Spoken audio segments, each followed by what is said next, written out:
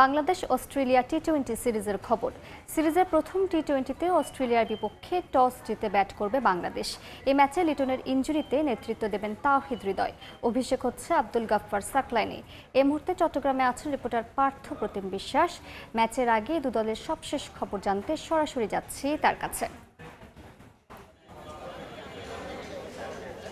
একদিকে ফুটবল বিশ্বকাপের উন্মাদনা, আবার অন্যদিকে চট্টগ্রামের সাগরপাড়ের স্টেডিয়ামে বাংলাদেশ ও চিরপ্রতিদ্বন্দ্বী অস্ট্রেলিয়ার সাথে কিন্তু টি-20 প্রথম ম্যাচ আজকে অনুষ্ঠিত হবে। সেক্ষেত্রে চট্টগ্রামের যারা ক্রীড়ামোদী দর্শকরা রয়েছেন তারা বলছেন পুরো বন্দরনগরী চট্টগ্রামেই আসলে খেলাকে কেন্দ্র করে উৎসবের আমেজ বিরাজ করছে।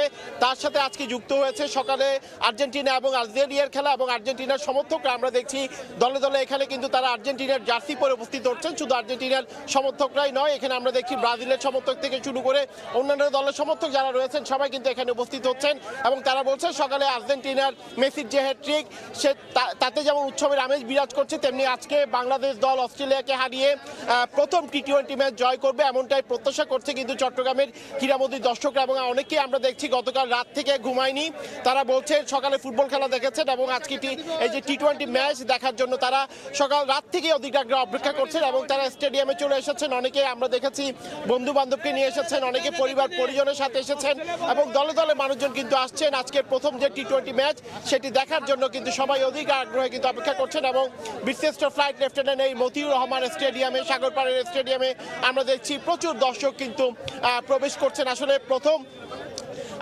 ওয়ানডেতে জিতে এবং পরবর্তী দ্বিতীয় ওয়ানডে জিতে বাংলাদেশ ইতিমধ্যেই কিন্তু সিরিজ জয় করেছে।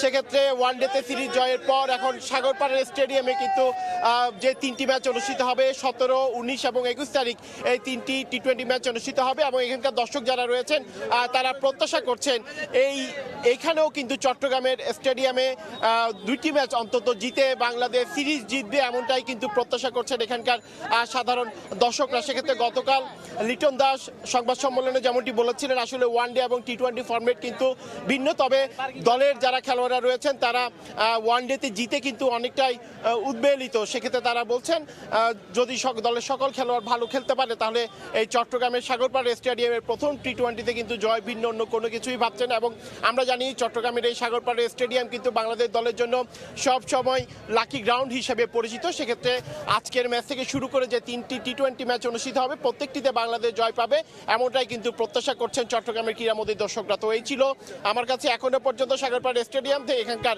সর্বশেষ খবর। যুক্ত ছিলাম চট্টগ্রামে।